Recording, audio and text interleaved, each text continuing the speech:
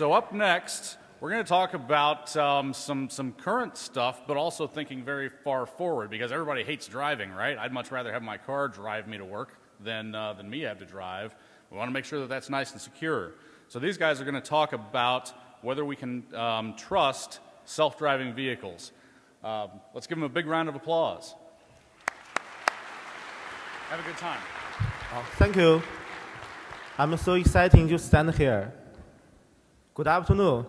Today I bring you the latest work on attacking self-driving vehicles. The title is, Can You Trust Your Autonomous Vehicles?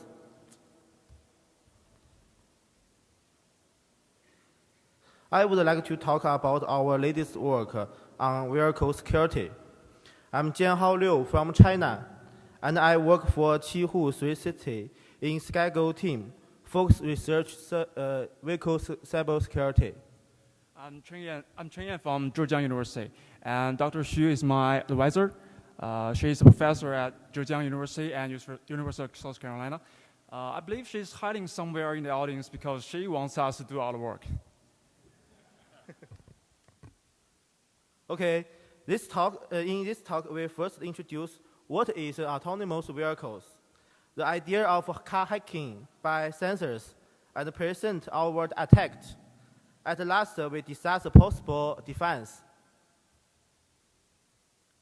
With the development car hacking, ranging from conventional cars with telematics to autonomous car, the car is increasing interacting with the environment.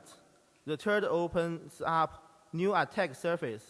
In this talk, we show you our work on autonomous vehicles.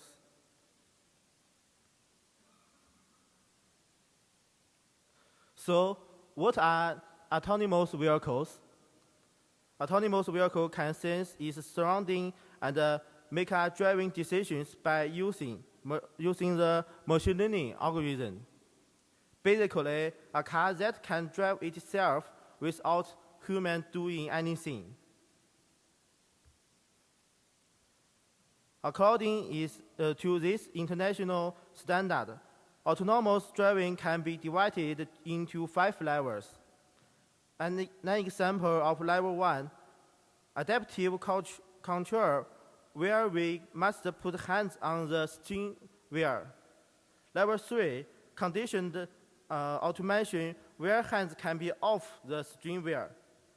Yet, the driver still needs to take over for time to time.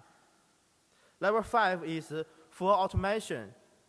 A car can handle all the driving modes and drives itself without a human in it. So, basically, we can sleep in your car. Typically, Tesla is considered as level 3, and successfully, Google car will be level 5. This is the architecture of autonomous vehicles. First, the car has to have sensors to monitor these surroundings. And for more advanced cars, they will have a V2X, where V2X stands for vehicle to anything. Then, the sensor data can guide vehicle movement and to plan and control the path.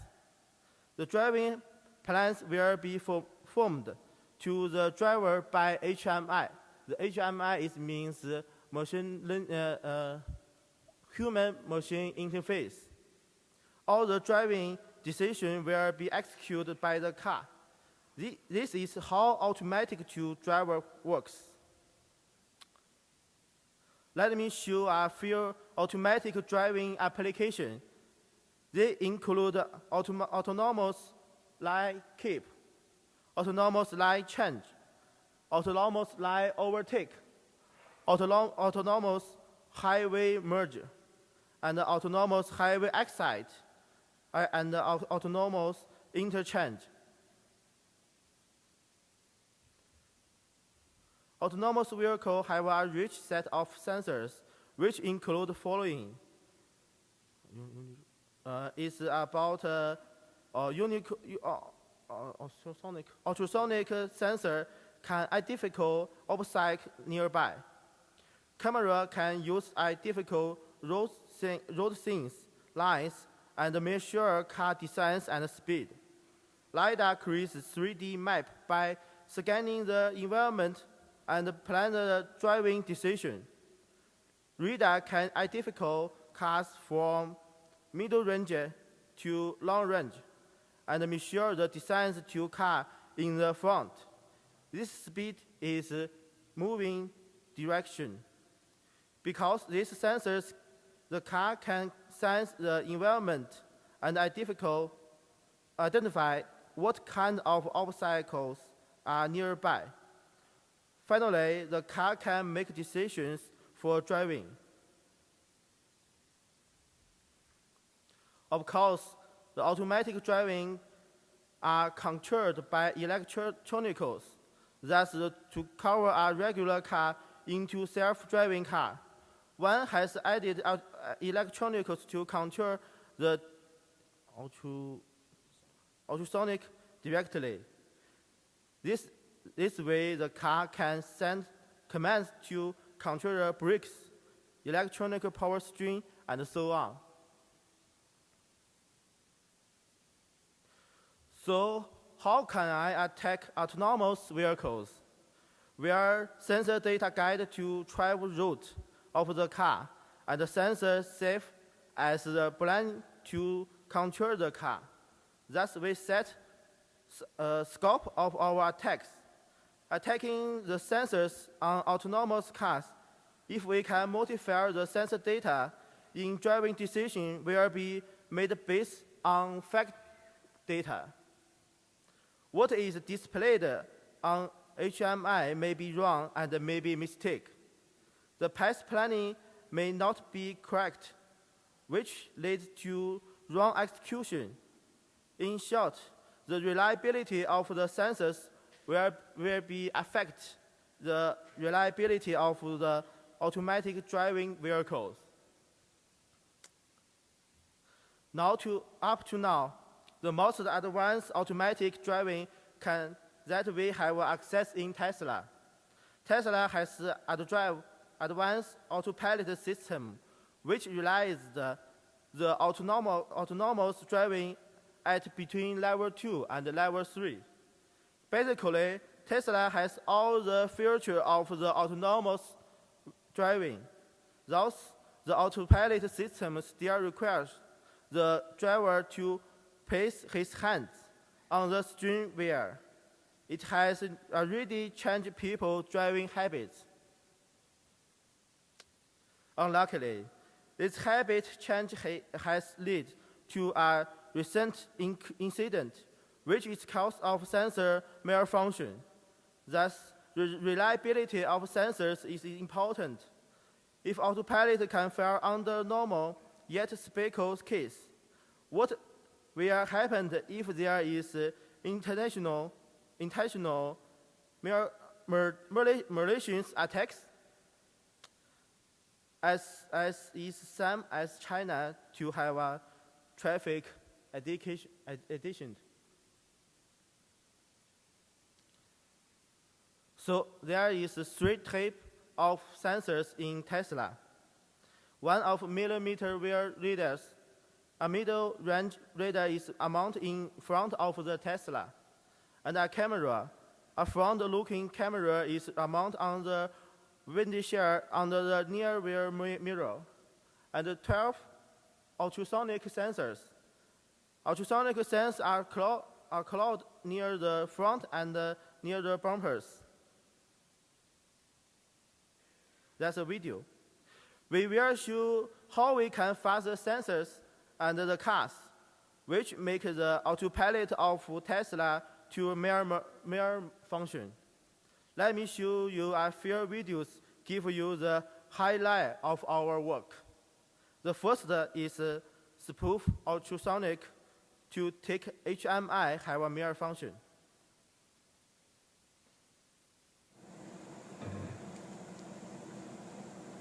Now, Chen is behind the car. Chen is here. He is ready to close now. But the HMI can't display the designs. 好好，关掉。 Now, Yan Chen off the device. The HMI displayed. So 然后再打开。 we can the HMI mistake. 然后再关掉。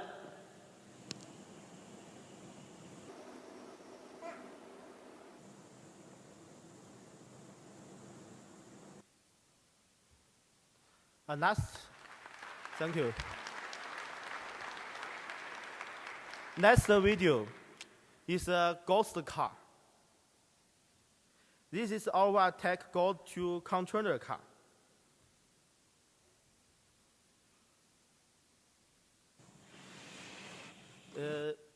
This is a ghost car in front, so we can start autopilot system and starting driving. But in front of the car have no car.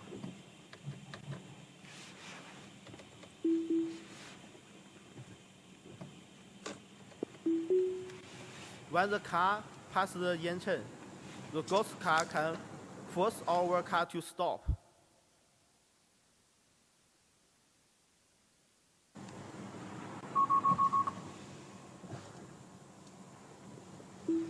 It's displayed to hit the ghost car, so the car is to stop.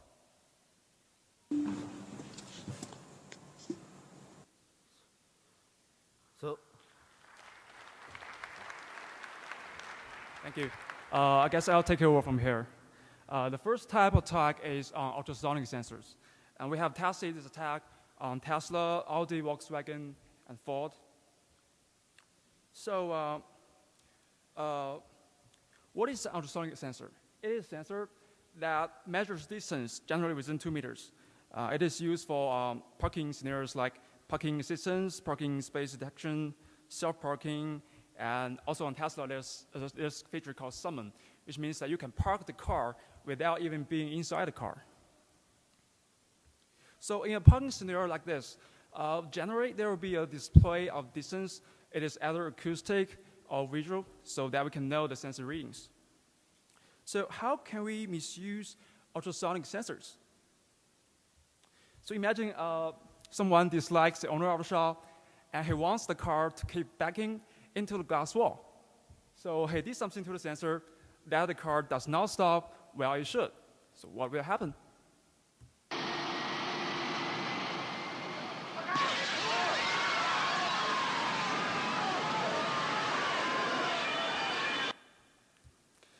I believe most of you want to protect your parking spot.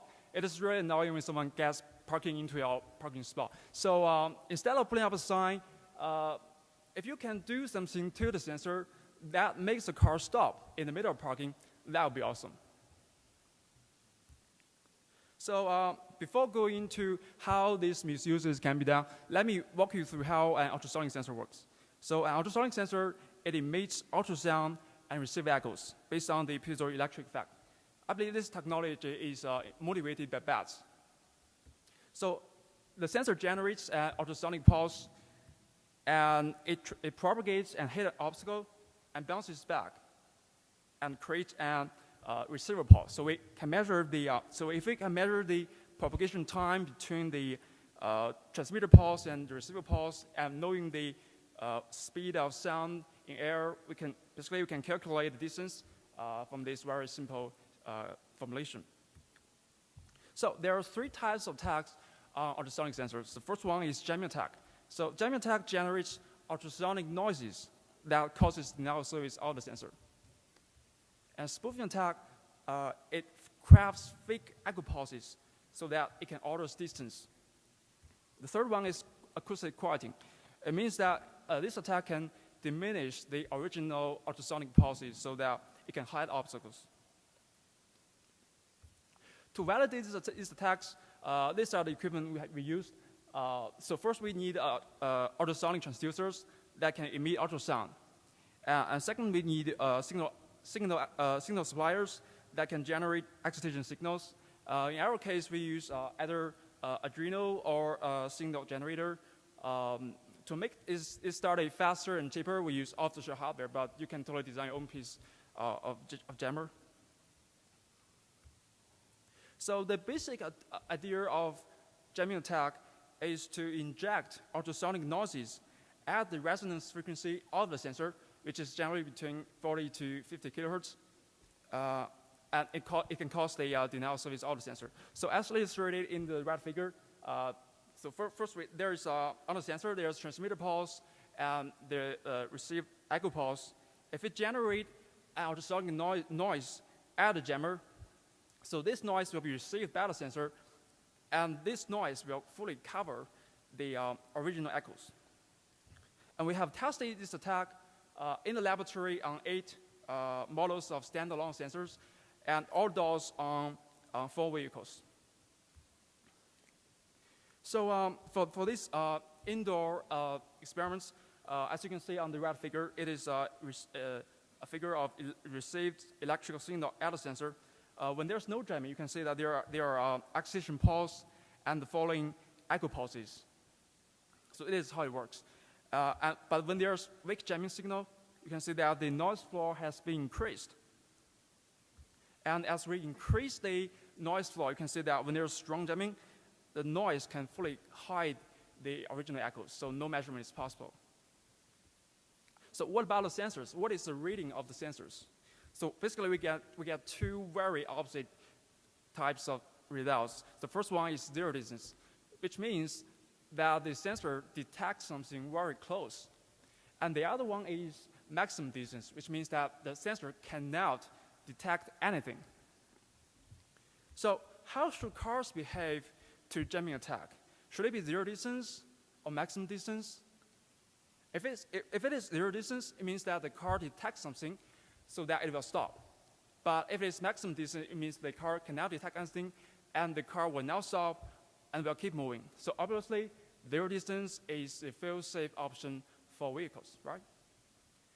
However, according to our experiments on cars, the result is unfortunately the maximum distance.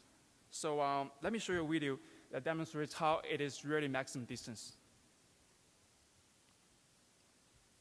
So this is an ultrasonic sensor on Audi Q3. And this is a ultrasonic jammer, which is wired to a computer.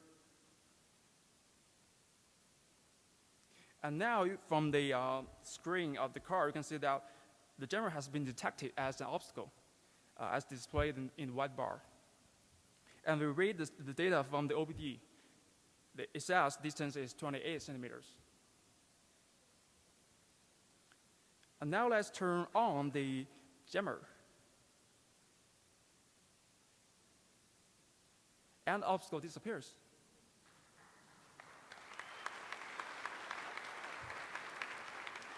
And the distance it says is maximum. So in conclusion, jamming attack can output at maximum distance, and it can hide obstacles. So let me summarize the result of jamming attack. So on ultrasonic sensors, there's zero distance and there are maximum distance for different sensors. And on cars with parking assistance, the result is maximum distance. Well, interestingly, from the menu of Tesla Model S, it says if a sensor is unable to provide feedback, the instrument panel will display an alert message. However, we have never seen this alert message. Well, another question is, how will the car behave when, like, self-parking and someone that the car actually drives itself based on these false sensor readings? So let me just show you a video of how we do this attack on Tesla Summon. So as you can see that there's nobody in the car. And this is me standing in front of the car, holding an ultrasonic jammer. And now Jianhao turned on the Tesla Summon. Well, normally the car will not move because I have been detected, right? However, when we jam the sensor, it moves and hit me. That hurts.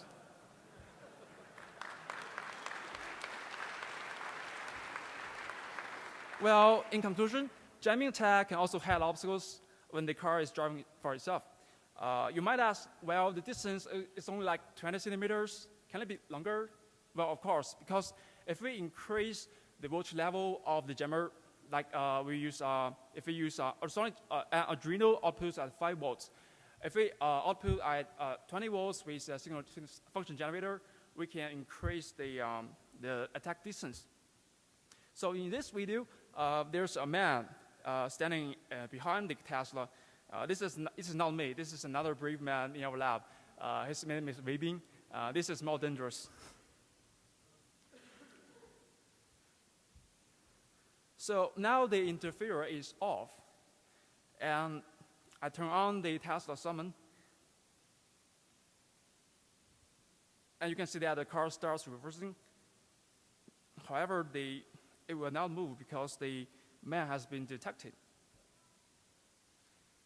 And now we turn on the function generator to turn on the interferer.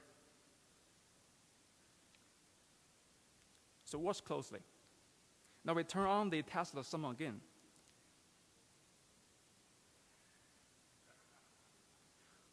Well, it moves. And I hate the man. I hate the interferer.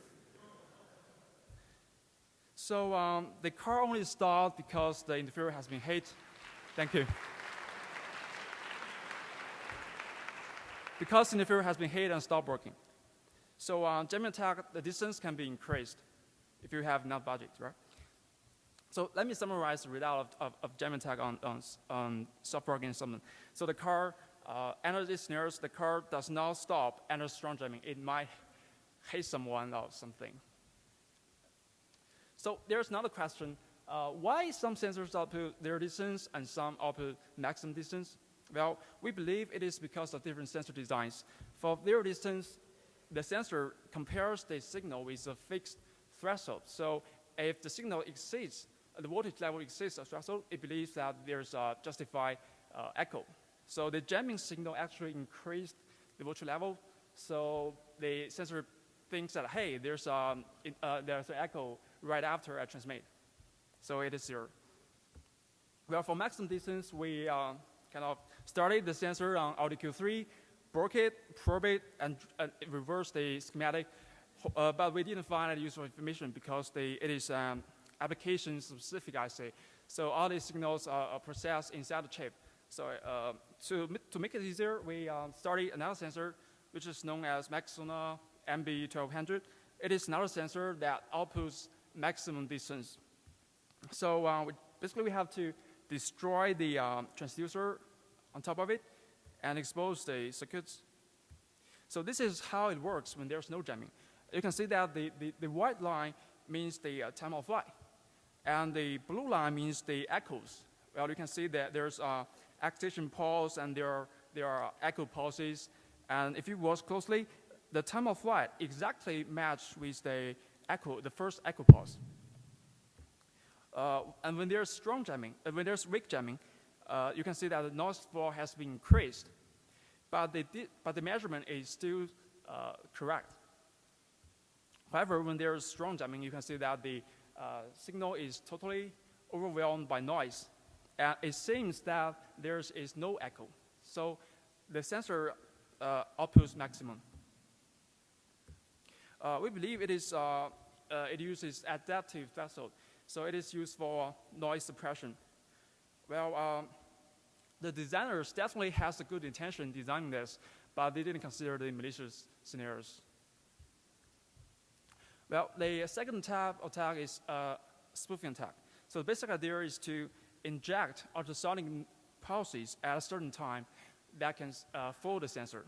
So for example, if we craft a fake pulse right before the first original one, we can kind of spoof the propagation time so that we can manipulate the distance. But this attack is non-trivial because only the first justifiable echo will be processed.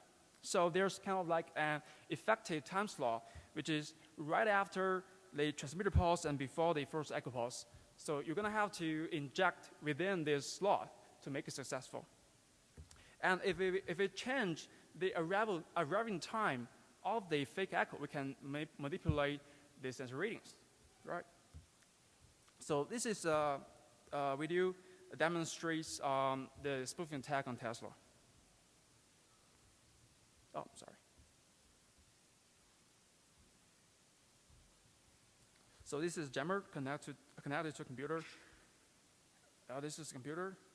And you can see that the jammer has been detected as an obstacle, and distance is 66 centimeters. And now it starts spoofing. Wow. So the distance has been altered.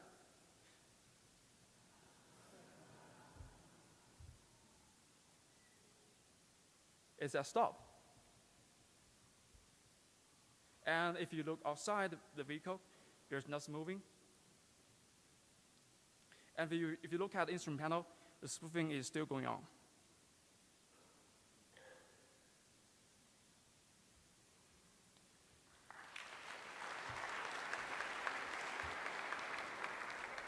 So in conclusion, spoofing tag can alter distance. And this is a demo of spoofing tag on Audi. In this video, we just randomly alter the distance. At first, nothing is in front of the car.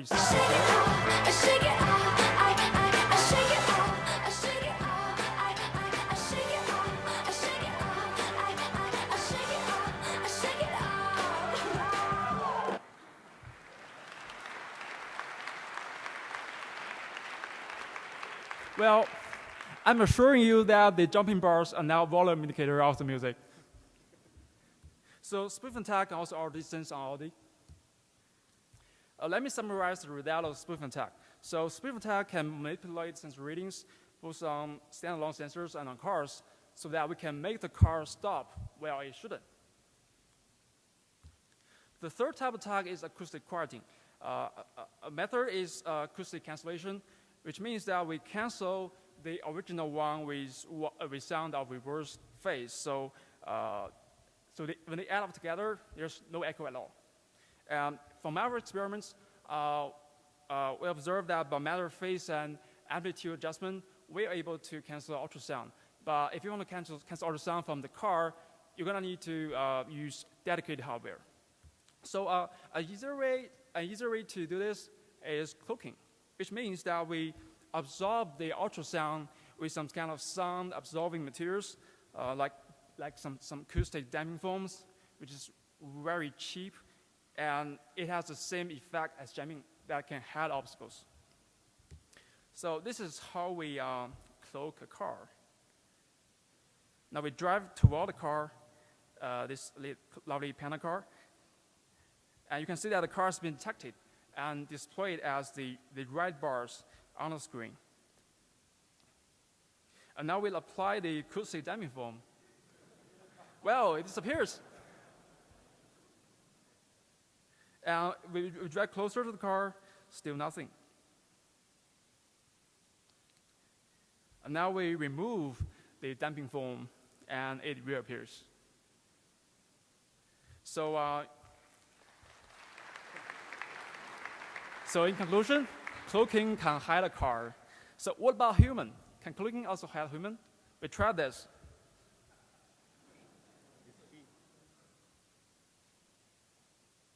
So this is me walking across the car, and you can see that I have been detected by the sensor. But now, if I wear the damping foam, I'm invisible.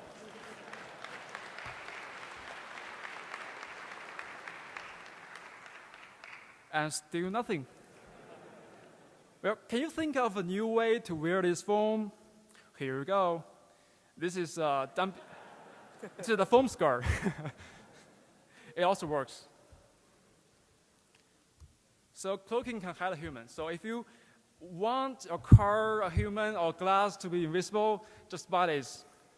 Well, by the way, behind the glass door is my advisor's office. So this is what happens when you let our students do all the work. I'm sorry. So the second type of attack is on the millimeter wave radars. So we have tested this attack on Tesla Model S because we don't have, the other 3 cars don't have a radar on it. So adaptive radar, it measures distance, angle, speed, and shape, etc. from short to long distance. It is used for some high speed and critical applications like adaptive cruise control, collision avoidance, and blind spot detection. So how can we misuse radars? It is similar. So when you're driving on the highway and there's danger ahead of you, and you want to stop, but the car, if you do something to the radar, that the car does not stop where it should, it could cause some serious accidents. And if there is danger behind you and you want to steer away from it, but the radar tells you that there's something ahead of you, you have to stop. So that would be terrible. So let me walk you through how a radar works. So a radar transmits and receives electromagnetic waves and measure the propagation time and etc. It is similar to ultrasonic sensors, except that the signal is RF. So when we're dealing with RF, it is difficult to measure the time because it travels at the speed of light. So in order to do this, we have to do modulation so that we can make this process easier. So one of the most popular modulation scheme is FMCW, so which is kind of frequency modulation. And the Doppler effect can be used to measure the relative speed, and there are 2 major frequency bands, which is at 24 or 76 gigahertz. So this is how the frequency modulated continuous wave works. Basically, it is kind of like a sweeping frequency signal, so the frequency actually varies with time. And when the signal is transmitted and it hits a target and bounces back, we'll receive a similar received signal. And what we want to measure is the reflection time, but it's difficult. So we measure the difference frequency FD and calculate the time knowing the ramp slope. So sometimes when the car is moving relatively, there will be a Doppler frequency shift. So before doing the task, the first thing we have to do is to understand the radar signal. So we're going to have to analyze the signal to find out what is the frequency range, what is the modulation process, what is the ramp height, what is the number and duration of ramp, and what is the cycle time. So after doing this, we can know whether jamming attack or spectral attack is feasible, right? So this is kind of like a family picture of all the equipment we used. Special thanks to Keysight Open Lab for providing us free access to this equipment, which is 3 times the price of Tesla. Well, so I'm going to explain which ones I use later. Well, I forgot one thing. It doesn't have to be so expensive because you can just buy a radar and modify it to be your own jammer. So this is how we analyze the signal.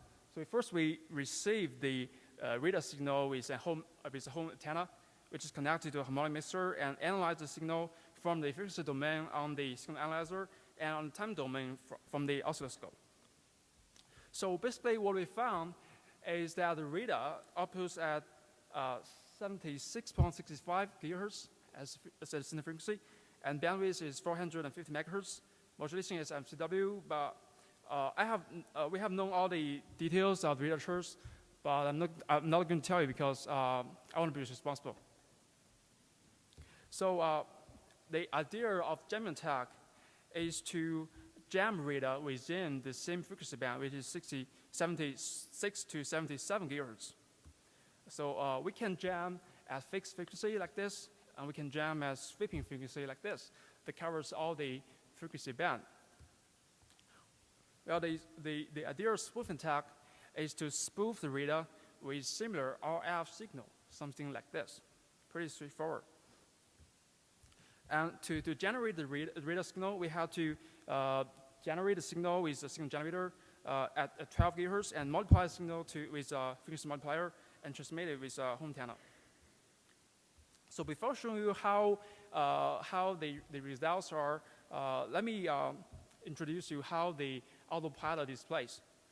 So the blue icons means that the traffic-aware cruise control and auto steer is on. And the blue car means the car ahead of you has been detected and locked. And we have to do the experiments when the car and the equipment is stationary, because when the car is moving, and in case our attack is successful, the car might hit the equipment. And if I damage the equipment with 3 times the price of Tesla, I won't be able to graduate. So this is a demo of jamming attack. So in this video, I am standing in front of the Tesla, controlling the radio interferer, as you can see from the camera of the mobile phone. So now the autopilot is turned on, and the car containing the equipment has been detected as a blue car. And now I show how, so now the interferer is turned off. So we turn on the interferer, and you can see that the blue car disappears. And we turn off the interferer, it reappears.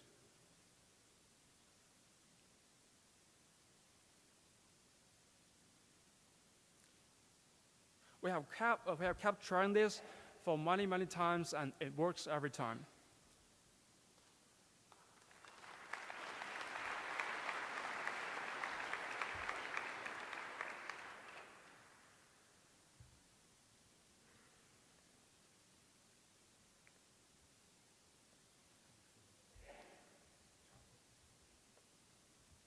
So jamming attack on radar can hide obstacles so that the car may now stop where it should. So let me summarize the result of all the radar attacks.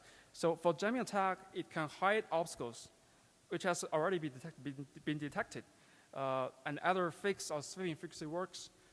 For the spoofing attack, we can spoof the distance of the car ahead. So basically, what we would have seen is that the car actually jumps forward and backward. Well, the third type of attack is on cameras. We have tested standalone cameras from Mobileye and Prompt Grid, and tested on a Tesla Model S, which has a Mobileye. So camera actually detects objects by computer vision. There's forward camera and there's backward camera. It is used for lane departure warning, lane keeping, traffic sign recognition, and also for parking assistance. So how can cameras be misused? So a camera is mainly used for steering. If the camera does not work, the car may not steer where it should. So there can be some accidents. Well, the attack we have on camera is blinding attack. So basically, it means we jam there are 3 types of interferers we use. There are LED spot, laser pointer, and infrared LED spot, which are all very cheap. And there are 2 scenarios. The one is we point the interferers directly at the camera, and the other is we point the interferer at the calibration board and reflect back to the camera. So this is a result of blinding with LED. So when the LED is pointed toward the calibration board, there's only partial blinding. But when it is faced toward the camera directly, there will be total blinding. And this is a result when we use a laser beam. It is even more prominent. Either fixed laser beam or wobbling laser beam can cause total blinding. And there is something we didn't expect, is the permanent damage of the camera. So you can see that there's this black scar on the camera. And we have to send it back to the vendor and have it repaired, and it cost us a lot of money, which I don't care because it is Jianhao's camera. Well, this is a demo of blinding the camera with a laser beam. This is a view from the camera. And now we point the laser beam at the calibration board, and you can see that the effect is not very effective. However, when we point the laser beam directly at the camera, you can see that there's this blurry white and blurry red, and you cannot see anything. So you can imagine what will happen if the camera on the car has been blinded like this.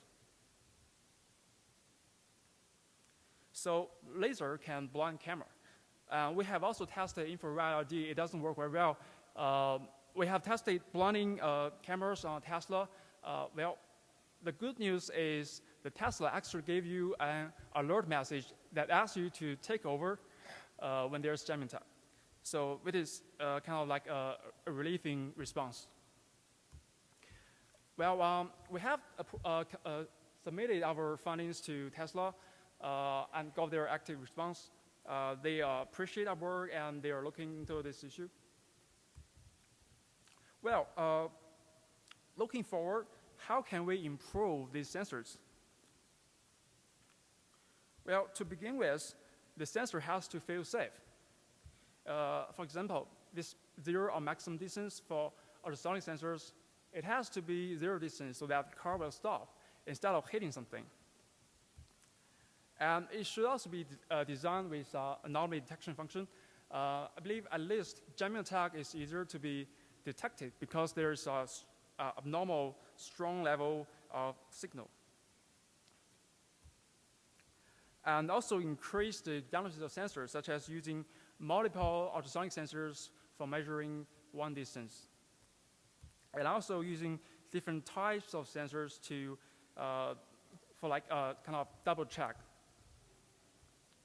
And also in the system that does the sensor data fusion, it is better if the trustworthiness of these sensors are evaluated so that when the system does not have enough confidence in the sensor data, it will stop the car from self-driving. So it can feel safe. Well, safety is always more important than convenience, right? Well, what's next? In the future, we hope to get the output out of the sensors directly. So instead of a black box approach, and we hope to read the sensor data and the actuator data. Well, we hope to carry out moving vehicle experiments to examine whether these attacks are feasible when the vehicle is moving on the road. And we hope to measure the longest, the maximum attack range and angle, and also how we can improve the performance of these attacks. Well, in conclusion, I hope what you can get from this work is that attacking existing sensors on cars is feasible. We have found many ways to fool sensors. Some attacks are easy, while some are non-trivial. So the sky is not falling. It's not like someone on the roadside can easily just attack your sensors. Well, for the manufacturers, the sensors should be designed with security in mind so that we should also always think about intentional attacks, especially when the sensors is going to play a very important role in self-driving cars.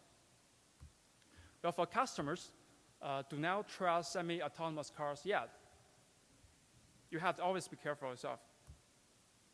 Well, will we have fully secure autonomous cars in the future? Let's wait and see. Well, these are the people we'd like to thank. Without the help, this work would not be possible. These are our colleagues that helped us in the experiments. If you want to know more details about this work, please check out our white paper or just write us emails. Thank you. Thank you. If you have questions, you can come up here. We'd like to answer.